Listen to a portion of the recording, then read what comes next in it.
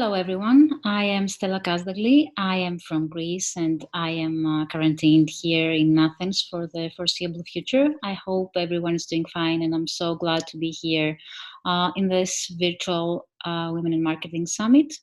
I am the co-founder of Women on Top, which is an organization for the professional empowerment of women and for equality in the public life. I am also a speaker, a writer, a mom of two daughters, and I co-founded Women on Top back in 2012. Primarily as a mentoring network for women who wanted to deal with the challenges they were facing at work.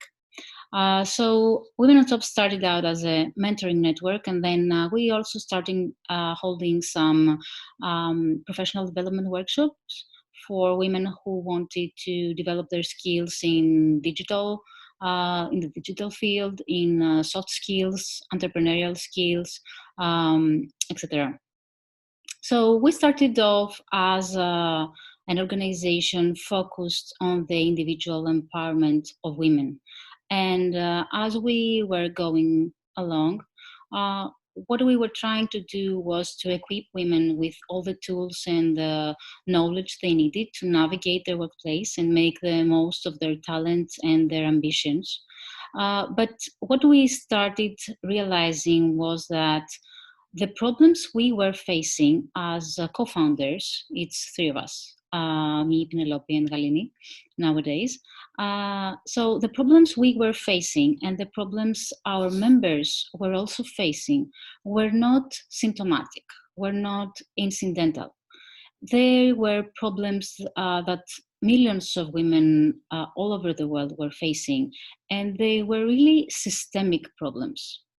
So today, Women on Top is a fully fledged organization for the professional empowerment of women. And what we are trying to do is not only empower women as individuals, but also trying to change the environment within which they operate, where they work, where they take their political decisions, where they live their public lives, hopefully fully and equally. So if we had the chance to be together face to face today, what I would like to ask you would be this.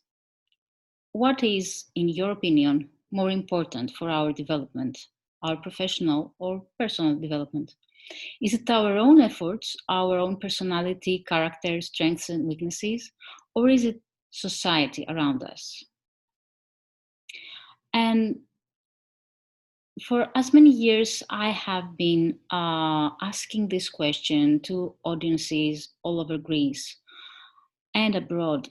What I hear is that we are coming into an era where we need to realize that both these truths are truths.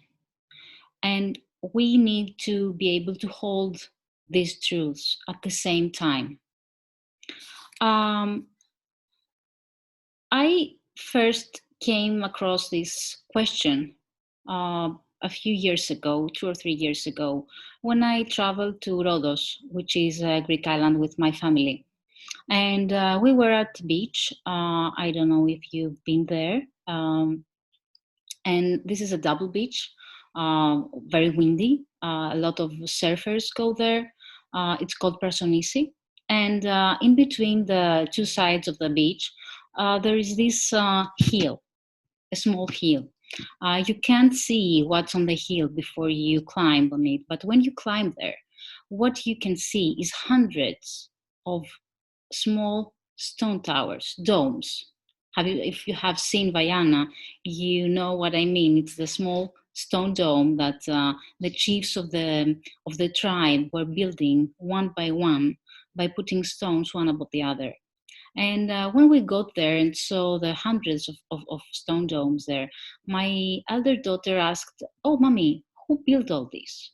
And what I thought was true, and I still to this day think it's true, is that everything that exists today on this hill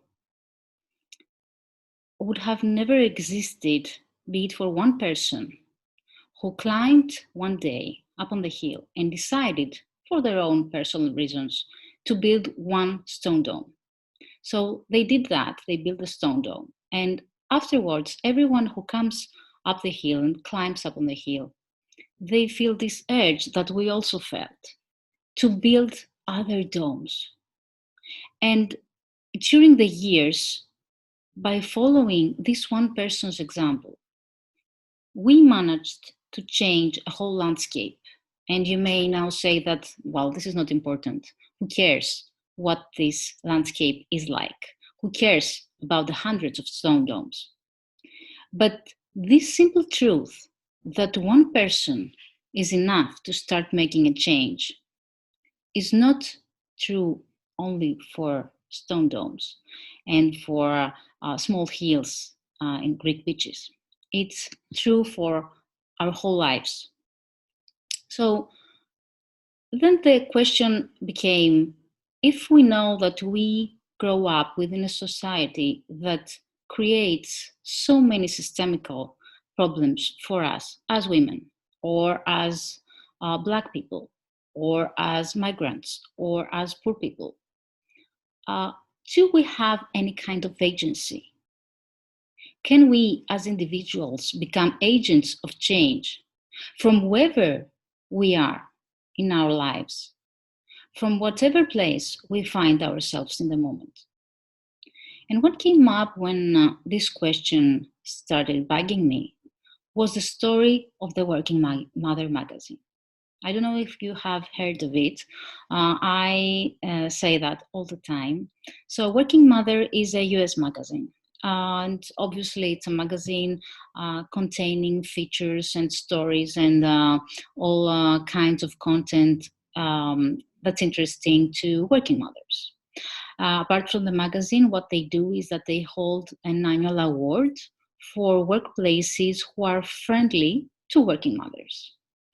And they have these criteria for any company that wishes to enter the competition and compete for the award.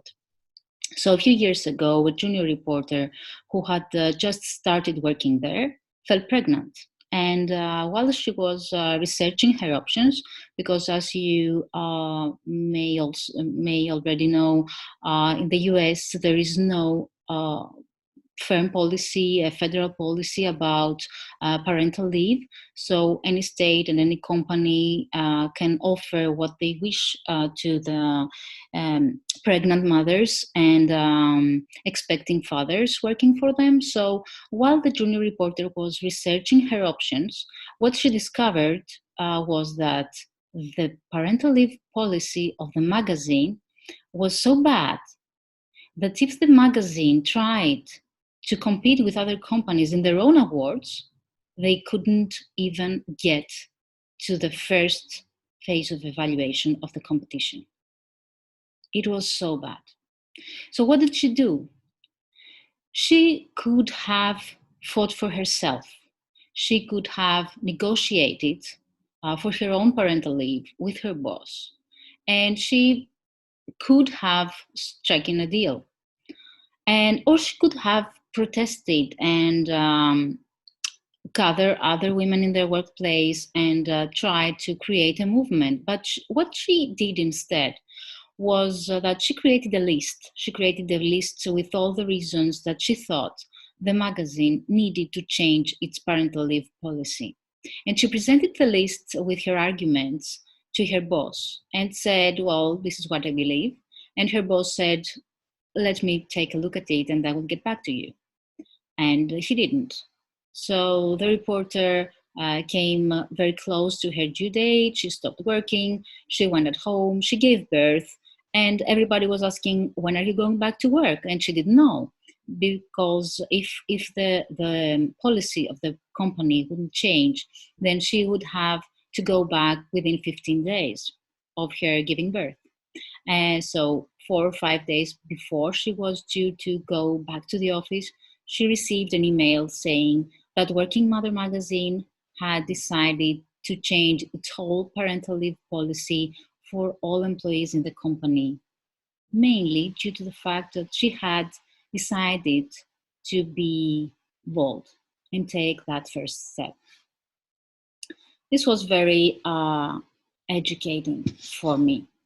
So what we decided to do was that we would continue to work for the professional empowerment of women and for equality in the workplace, both by empowering individuals, but also by helping individuals support each other and create change for all. How we do that? How can every one of us do that? What we discovered was that 5 elements are needed to do that. And one is awareness. Awareness of the biases we hold, awareness of the distance of each of us between ourselves, the point we are at, and our dreams, our ambitions. I want you to imagine this is an exercise that our good partner Alison Zimmerman presented to us last year. Alison works for Catalyst, which is a global organization for supporting companies and other organizations become friendly to women and more diverse as employers. So Alison shared this exercise with us. She said, imagine that I'm holding a trash can here where I am. So wherever you are in this room, you need to take a paper, create a ball out of it, a paper ball, and try to throw the ball into the trash can without moving your feet. So who is going to hit the trash can?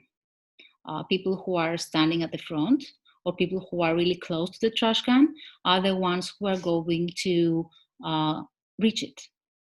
And maybe other people who sit very close to the ones in the front may give it to their pals and they can hit the trash can as well. But people standing at the back, they don't have any hope of hitting the trash can. So awareness is to know that we are close to the trash can in some way, maybe due to our color, or maybe due to our gender, or education, or the place we have grown up in. And awareness is knowing that because of those factors, we are standing close to the trash can, and that there are other people who are sitting very far from the trash can, not because they haven't bothered to get closer, but because their place in life was this from the beginning. They may be able to take some steps and come closer, but the truth is we will always be closer to the can. So the second thing is intention. And I love this story by a stand-up comedian. I think she's called Deborah Francis White. And she was living in Australia. And when she moved to London, everyone was saying to her that, in London, drivers are horrible. They never let you cut into the traffic. Well, she started driving her Jeep around town, and she thought that all this was bullshit because she had no problem cutting into the traffic. Until one day, she needed to take her boyfriend's car, which was a Golf, a car much smaller than a Jeep. So she took the Golf, and then she realized that nobody would let her cut into the traffic. And what this taught me, she says, is that when you're driving a Jeep, when you have some kind of privilege, when you are close to the trash can, you need to be very intentional about letting other people cut into the traffic. Other people with Golfs, other people with Minis, other people with small cars who will never be able to cut into the traffic unless we intentionally let them to and help them to. So the third thing is time. And I want you to imagine empowering people and confronting our own biases and preconception, like changing lanes in a car against. So imagine that you're trying to change lanes, and you have your mirror in front of you, so you can look at the back, and you have your side mirrors as well. But would you dare change lanes without turning your head towards the back to check your blind spot? You would never do that if you're a good driver. So imagine that you have to take a decision affecting someone who's different than you. You have your front mirror, which is the family you grew up in and the education you have got and everything you've learned so far. And then you have your side mirrors, which is everything that you're reading now, the people you're hanging out with, this summit you are watching, and all the influences that you're getting from the world right now. But you cannot depend on these stimuli alone to make sure that you will not be biased in your decision, that you will not choose people, you will not choose to empower people that are the same as you. In order to be able to be objective and to empower people who may be different than you have to take the time and turn your head backwards and take a look at your blind spots. And this takes time. So the next thing is process. Because we are not able and we shouldn't depend on any of us taking this time and taking those steps and be intentional and have awareness. We have to create processes because we will encounter people, we will have to deal with people who have no awareness, no intention of supporting us, no time to spend checking their biases. So we have to create processes that help everyone, that force everyone to follow some standards of empowering others and creating inclusive public spaces and workspaces. And I'm saying this to you because you, as marketing people, as communication people, you are the ones who are creating the platforms that messages go out, that messages go through. You are creating dialogues and you are creating communication platforms for people to exchange their beliefs, their knowledge, their experience, their messaging. And because you have these powers, you are also creating models. You are creating role models for girls, for women, for leaders to become inclusive. For people who want to create a change, you are the ones who create those models, those role models that young people will follow. And despite this being my last point, I want to stay a little bit on that. I suppose that you know who this is. If you don't know, this is Marie Curie, a very famous female scientist, maybe the most famous female scientist of all times. And the reason I want to talk about Marie Curie is the Marie Curie syndrome. I don't know if you have heard of it. This actually is the syndrome that says that because Marie Curie was able to become a Nobelist, because Marie Curie was able to become so successful and so famous in her field, any woman can. That if she, that was living in an era where women were actually forbidden from studying at the university, where women didn't have access to knowledge and to power and to money and to networks. If she could do that, then anybody can. And this is a very serious trap that we always fall in when we are talking about models. Models are there not because of the systemic privilege that they had. Models are there because they were lucky enough to have some tools to use. And we have always have to be aware of people who don't have those tools because nobody has given them to them. And we can be the ones who will give these tools to people we believe can make a positive change to the world. So how can we do that? How can we become allies to people who are going to change the world for the better? My hope is that this virtual talk, this video, has given you some food for thought and some ideas. And I will be so glad to hear your thoughts. How will you be allies today? How will you be allies tomorrow? Please don't hesitate to send us your thoughts at info@womenontop.gr. We are so looking forward to hearing from you and knowing who has seen this video, who has gained some kind of inspiration, some kind of idea out of it. We will be so glad to create a network of powerful women and men, or less powerful women and men, who can, despite the place they are right now, or because of the place they are right now, create positive change in the world and create a more equal and inclusive world for all. So thank you so much for being here with me. Let's do this together. Let's create something better